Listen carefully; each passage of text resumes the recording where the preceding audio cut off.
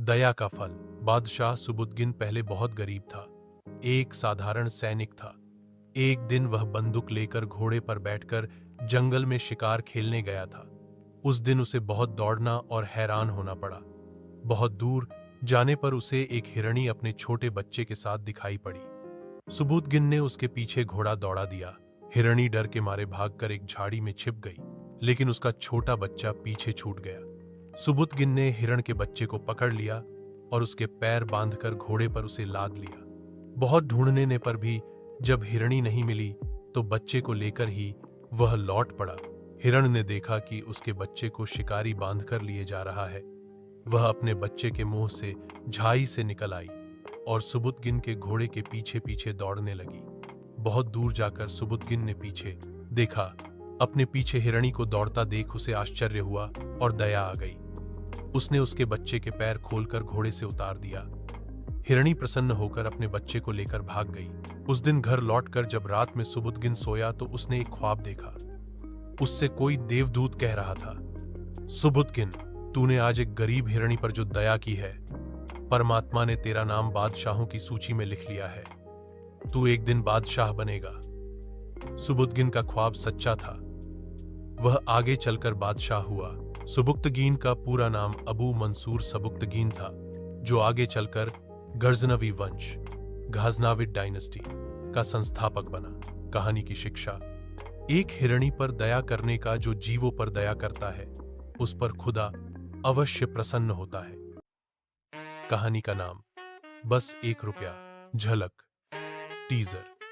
एक अमीर आदमी को भिखारी ने सिर्फ ₹1 का ऑफर दिया। उसने हौसकर ठुकरा दिया, लेकिन शाम तक हालात ऐसे बदले कि वही अमीर आदमी उस भिखारी के कदमों में था। सुबह के करीब 9 बजे थे। शहर का सबसे बड़ा उद्योगपति श्रीमान धनीराम वर्मा अपनी शानदार मर्सिडीज से उतरकर अपने आलीशान दफ्तर की ओर बढ़ रहे थे। उनकी जेब में लाखों करोड़ों के सौदों के कागजात थे, दिमाग में नए व्यापारिक साम्राज्य बनाने की योजनाएं और चेहरे पर हमेशा की तरह अहंकार की एक परत। दफ्तर के गेट पर एक बूढ़ा, धूल मिट्टी से सना भिखारी बैठा था, जिसकी झुकी हुई पीठ और आंखों में एक अजीब सी चमक थी। वर्मा जी को देखते ही वह उठा और हाथ जोड़कर बोला, सेठ जी, एक पल रुकिए। मेरे पास आपके लिए एक बहुत कीमती चीज है, बस ₹1 में। धनीराम वर्मा ने घृणा से उसे ऊपर से नीचे तक देखा। एक पल के लिए ठहरकर वे ठाका लगाकर हंसे। क्या कहा? तुम, एक भिखारी, मुझे कुछ कीमती दोगे, और वो भी ₹1 में? तुम्हारी औकात क्या है जो तुम मुझे कुछ दे सको? जाओ यहां से, मैंने तुम्हें देखा भी नहीं। उन्होंने अपनी जेब से एक ₹10 का नोट निकाला और हवा में उछालते हुए बोले, ये लो और मेरी नजर के सामने से हट जाओ। भिखारी ने नोट को गिरने दिया और बिना झुके बोला, आज तुम मेरी औकात पर हंस रहे हो सेठ जी, लेकिन शाम होने तक तुम्हें इसी ₹1 के लिए तरसना पड़ेगा। यह मत भूलना कि हर चीज का मूल्य सिर्फ रुपए, पैसे में नहीं होता। वर्मा जी ने उसे पागल समझा। मुस्कुराते हुए अंदर चले गए। ऑफिस में उनकी एक बेहद महत्वपूर्ण मीटिंग थी, जिससे उनके सैकड़ों करोड़ के नए प्रोजेक्ट को मंजूरी मिलनी थी। मीटिंग हॉल में पहुंचकर उन्होंने अपनी ब्रीफकेस खोली, लेकिन उनका चेहरा सफेद पड़ गया। उनकी लकी पेन ड्राइव, जिसमें पूरे प्रोजेक्ट का ब्लूप्रिंट और जरूरी दस्तावेज थे, गायब थी। उन्होंने ब्रीफकेस पलटा, डेस्क पर, कुर्सी के नीचे, हर जगह देखा। फिर अपनी गाड़ी में जाकर पड़ताल की। ड्राइवर से पूछा, ऑफिस के बाहर भी देखा, लेकिन पेन ड्राइव नहीं मिली। पेन ड्राइव के बिना यह डील संभव नहीं थी। यह उनके जीवन का सबसे बड़ा सौदा था। एक पल में उनका पूरा साम्राज्य दांव पर लग गया था। वे पसीने पसीने हो गए। उनकी आंखें लाल थी, माथा ठनक रहा था। मीटिंग रद्द हो गई। क्लाइंट नाराज होकर चले गए। बैंक से लोन की बात भी अटक गई। उनकी पूरी जिंदगी एक झटके में बिखरती नजर आ रही थी। शाम होते होते वर्मा जी की सारी अकड़, सारा अहंकार हवा हो चुका था। वे अपने ऑफिस से बाहर निकले, सड़कों पर बेतहाशा भटक रहे थे। तभी अचानक उन्हें सुबह की वह घटना याद आई। वह बूढ़ा भिखारी और उसके अजीब से शब्द, शाम होने तक तुम्हें इसी ₹1 के लिए तरसना पड़ेगा। पहले तो उन्हें लगा कि यह सब अंधविश्वास है, लेकिन बेपसी में इंसान तिनके का सहारा भी ढूंढता है। वे भागे भागे वापस उसी जगह पहुंचे जहां उन्होंने भिखारी को देखा था। सूरज ढल चुका था और हल्की लालिमा आसमान में फैली हुई थी। वहीं एक पेड़ के नीचे वही बूढ़ा भिखारी शांत बैठा था। वर्मा जी का दिल जोरों से धड़क रहा था। वे उसके सामने जाकर खड़े हो गए। उनकी आंखें अब गिड़गिड़ा रही थीं, होंठ कांप रहे थे। रमू काका, उन्होंने लगभग फुसफुसाते हुए कहा, सुबह सुबह तुमने कहा था कि तुम्हारे पास मेरे लिए कुछ कीमती है। मेरी पूरी जिंदगी दांव पर लगी है। क्या क्या वो पेन ड्राइव तुम्हारे पास है? रमू काका ने धीरे से अपनी मुट्ठी खोली। उनके हाथ में वही छोटी सी सिल्वर पेन ड्राइव थी जिस पर वर्मा जी के इनिशियल्स, शुरुआती अक्षर खुदे हुए थे। वर्मा जी की आंखों में आंसू भर आए।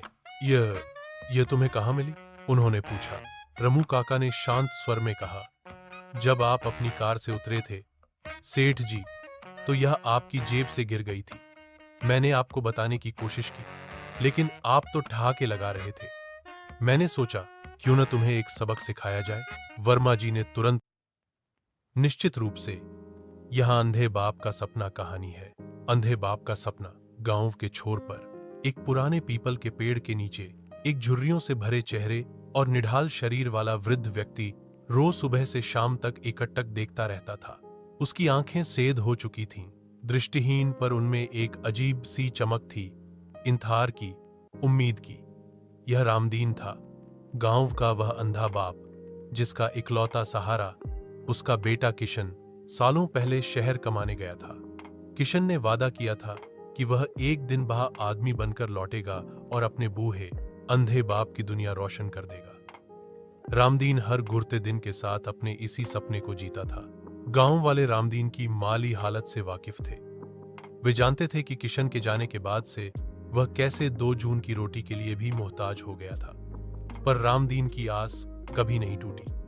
वह पीपल के पेड़ के नीचे बैठकर आने जाने वाले हर राहगीर के दमों की आहट पर कान लगाए रखता, मानो उसकी श्रवण शक्ति ही उसकी आंखें बन गई हो।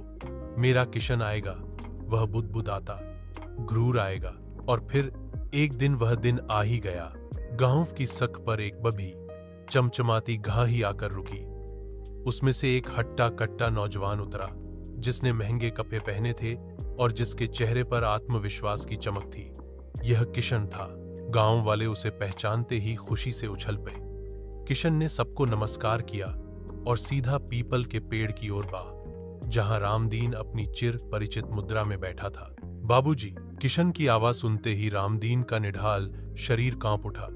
उसकी पथराई आंखों से आंसू बहने लगे। उसने लखाते हाथों से किशन को टटोला, जैसे उस पर विश्वास न हो रहा हो। किशन ने उसे गले लगा लिया। गांव में खुशी का कोलाहल गूंज उठा।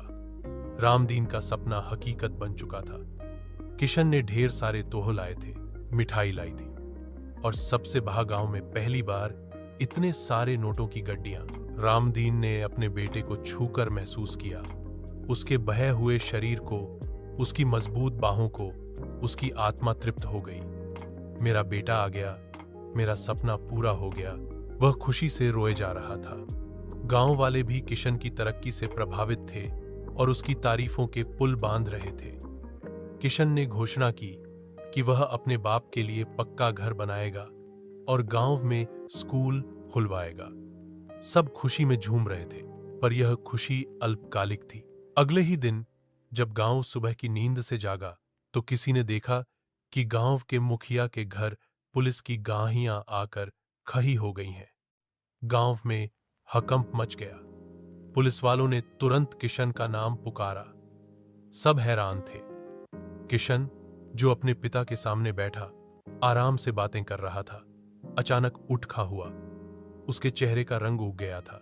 पुलिस के इंस्पेक्टर ने आगे बढ़कर कहा, किशन, तुम्हें मुंबई के सबसे बड़े बैंक रॉबरी केस में गिरफ्तार किया जाता है। तुम्हारे सारे साथी पके जा चुके हैं और तुम्हारे ठिकाने से लाखों का चोरी का माल बरामद हुआ है। यह सुनते ही पूरे गांव में सन्नाटा पसर गया। किसी को कानों पर विश्वास नहीं हो रहा था। किशन, जिसने कल ही अपने बाप का सपना पूरा किया था, वह एक कुख्यात लुटेरा निकला। रामदीन, जो पास ही बैठा था, पुलिस की बातें सुन रहा था। उसे कुछ समझ नहीं आ रहा था, सिवाय इस बात के कि कुछ बहुत बुरा हुआ है। क्या हुआ बेटा? रामदीन ने डरते डरते पूछा।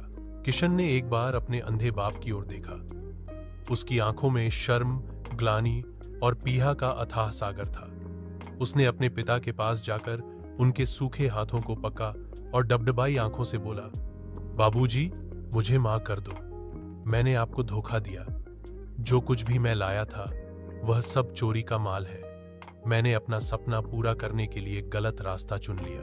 रामदीन के पैरों तले मीन खिसक गई। उसकी आंखों में पहले से ही अंधेरा था, पर अब उसकी रूह तक में अंधेरा फैल गया। उसका सपना, जो अब तक उसका जीवन था, एक झटके में चकनाचूर हो गया। वह धन, वह ऐशो आराम, वह इज्जत, सब एक झूठ का नकाब थे। उसका बेटा, जिसे वह आंखों का नूर मानता था, एक अपराधी निकला। पुलिस किशन को हथकड़ियां डालकर ले जा रही थी। किशन ने एक आखिरी बार मुड़कर अपने अंधे बाप की ओर देखा, जो अब पीपल के सूखे पत्तों से भी ज्यादा निढाल होकर गिर चुका था। रामदीन की आंखों से अब आंसू नहीं, बल्कि खून बह रहा था, मानो उसकी आत्मा लहूलुहान हो गई हो। पूरे गांव को इस सच्चाई ने झकझोर दिया। किशन की तरक्की का रहस्य, उसकी महंगी गाय, उसके लाए हुए तोहफे, सब के सब उसकी काली करतूतों का परिणाम थे। रामदीन का सपना, जो कल तक गांव के लिए खुशी का प्रतीक था, आज एक दर्दनाक हकीकत बन चुका था। वह रामदीन, जो हर सुबह उम्मीद से पीपल के पेड़ के नीचे बैठकर बेटे के आने का इंतजार करता था, अब वहां बैठता तो था, पर उसकी आंखों में कोई चमक नहीं थी, कोई सपना नहीं था। बस एक आमोश अंधेरा बचा था और एक बेटे की गुनाहगार सच्चाई की चुभन।